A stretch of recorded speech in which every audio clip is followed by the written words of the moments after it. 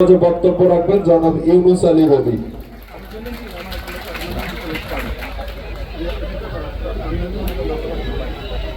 শুরু করছি মহান আল্লাহর নামে, যিনি অত্যন্ত দয়ালু এবং পরম করুণাময়। মহান আল্লাহ তাআলার কাছে লাখো শুকরিয়া যে মহান আল্লাহ পাক আজকে আপনাদের মাঝে এরকম একটি মহতী অনুষ্ঠান, গুণীজনদের অনুষ্ঠান, সমাজের শ্রেষ্ঠ মানুষের অনুষ্ঠান, সে অনুষ্ঠানে আজকে আমাদের মাননীয় প্রধান অতিথি অ্যাডভোকেট জয়নুল আবেদিন স্যারকে নিয়ে এখানে উপস্থিত হতে পেরেছি। আল্লাহ পাকের কাছে লাখো শুকরিয়া প্রকাশ করছি। এই কারণে আজকে যে আপনাদের প্রধান অতিথি অ্যাডভোকেট জয়নুল আবেদিন স্যার, তার কাছে আমি শিখেছি গুরুজনদের কিভাবে সম্মান করতে হয়, শিক্ষকদের কিভাবে সম্মান করতে হয়।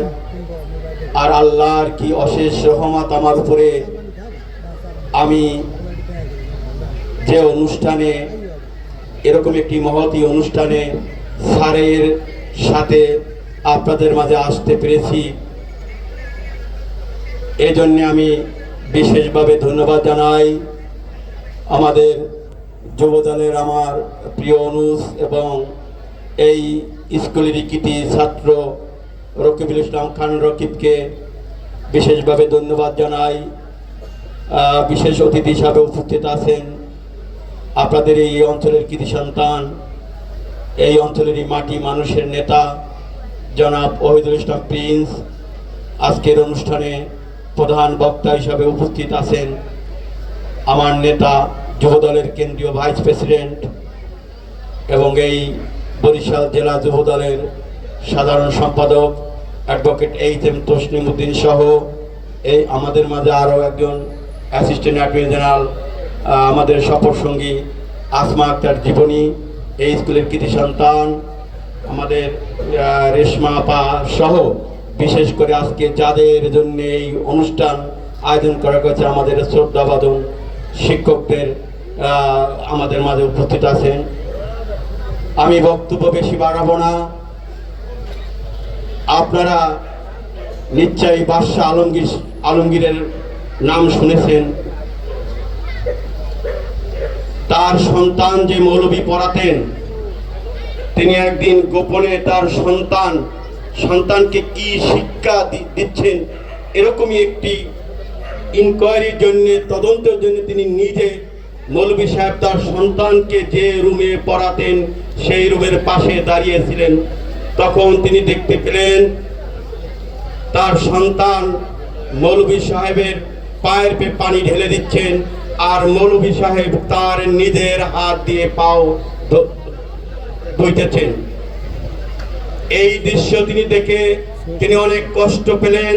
পরের দিন ওই মৌলবি সাহেবকে তার দরবারে ডেকে এনে জিজ্ঞেস করলেন, আমি তো আমার সন্তানকে আপনার কাছে দিয়েছিলাম প্রকৃত মানুষ বানানোর জন্য, আমি তো আমার সন্তানকে আপনার কাছে দিয়েছিলাম আদব কায়দা শেখানোর জন্য, আপনি তো আমার সন্তানকে মানুষ বানাতে পারেননি, আপনি তো আমার সন্তানকে আদব কায়দা শেখাতে পারেননি।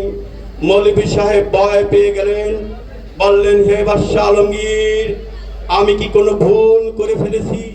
আমি কি কোনো অন্যায় করে ফেলেছি? বাদশাহ আলমগীর আবার জবাব দিলেন, হ্যাঁ, আপনি অনেক অন্যায় করেছেন। আমার স্বচক্ষে দেখলাম আমার সন্তানকে আপনি কি পরিমাণে বেয়াদবি শিখিয়েছেন, তা আমি স্বচক্ষে দেখলাম। আপনার পায়ে আমার সন্তান পানি ঢেলে দিল, কিন্তু আপনার পাও কেন আমার সন্তান নিজ হাত দিয়ে ধৌত করে দিল না? এটাই ছিল আমার অভিযোগ। প্রিয় ভাইরা আমার, শিক্ষকের মর্যাদা আজ আমরা ভুলতে বসেছি। এই শিক্ষা পেশা অত্যন্ত মহৎ শিক্ষা। আজকে আপনাদের যে প্রধান অতিথি, এই দেশ বরণ্য আইনজীবী, এই উপমহাদেশের কিংবদন্তি আইনজীবী, এই উপমহাদেশের একজন কিংবদন্তি নেতা। তিনি যে নামটি শিখেছেন তার নাম অ্যাডভোকেট জয়নুল আবেদিন। তিনি যে ক খ শিখেছেন, তিনি যে সরা শিখেছেন, তিনি যে ABCD শিখেছেন, এই ক খ সরা এবং তার এই নামটির বানান তিনি একজন শিক্ষকের কাছে শিখেছেন। তাই এই সমাজে সবচেয়ে বীর শ্রেষ্ঠ বীর সন্তান শিক্ষক। এই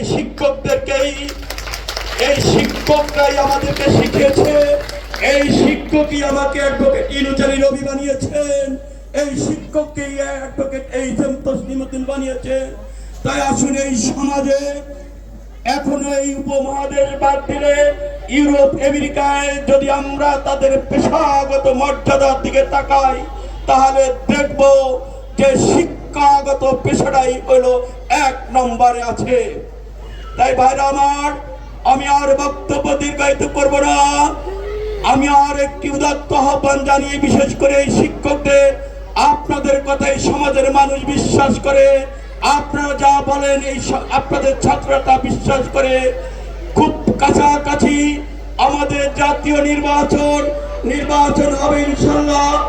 আপনারা যেহেতু সমাজের প্রতিনিধিত্ব করেন এবং অ্যাডভোকেট জয়নুল আবেদিন স্যার মুরব্বীদেরকে পছন্দ করেন, তিনি শিক্ষকদের সম্মান করেন, আপনারা যদি সমাজে বলেন অ্যাডভোকেট জয়নুল আবেদিন স্যার একজন ভালো লোক, আপনারা যদি বলেন অ্যাডভোকেট জয়নুল আবেদিন স্যার একজন নির্লোভ লোক, তার এই তিনি জীবনের শেষ পর্যায়ে এসেছে আপনাদের এই বাবুগঞ্জের মাটিতে, তার নিজের চিন্তা করে নয়, তার আপনারা ছাড়া তার আপন বলতে এই বাবুগঞ্জে আর কেউ নেই। কোনো অভাবের কারণে এই বাবুগঞ্জে আসেনি, এসেছে এই বাবুগঞ্জ মাটি এবং মানুষের খেদমত করার জন্য। এসেছেন শিক্ষকদের খেদমত করার জন্য। আপনাদের যে কাকুতি মিনতি আমরা শুনেছি, আপনাদের যে কাকুতি মিনতি আমরা দেখেছি, ইনশাআল্লাহ আগামী ফেব্রুয়ারি মাসে যে জাতীয় নির্বাচন হবে, সে জাতীয় নির্বাচনে এই একজন ভালো লোক অ্যাডভোকেট জয়নুল আবেদিন স্যারকে আপনারা যদি নির্বাচিত করতে পারেন, ইনশাআল্লাহ এই বাবুগঞ্জের মাটি মানুষ, শিক্ষা গুরু, শিক্ষক সমাজের মর্যাদা তার হাত ধরেই পুনঃ প্রতিষ্ঠা হবে। ভাইরা আমার, প্রিয় ভাইরা আমার, বক্তব্য আমি আর দীর্ঘায়িত করব না। মহান নবী করিম রাসূলুল্লাহ সাল্লাল্লাহু আলাইহি ওয়াসাল্লামের হাদিসের একটি বর্ণনা দিয়ে আমার বক্তব্য শেষ করব। নবী করিম রাসূলুল্লাহ সাল্লাল্লাহু আলাইহি ওয়াসাল্লাম হাদিসে একটি বর্ণনায় বলেছেন, যে মাটি, যে মানুষ তার গুণী সন্তানদের গুণী মানুষের মর্যাদা দেয় না, মহান আল্লাহ তাআলা ওই মাটিতে আর কোন গুণী মানুষ, গুণী মাটি মানুষ আল্লাহ তাআলা ওই মাটিতে আর পাঠায় না। প্রিয় ভাইরা আমার, আপনাদের এখান থেকে মাত্র কয়েক মাইল দূরে একটি বন্ড পীরের আস্তানা আপনারা দেখেছেন।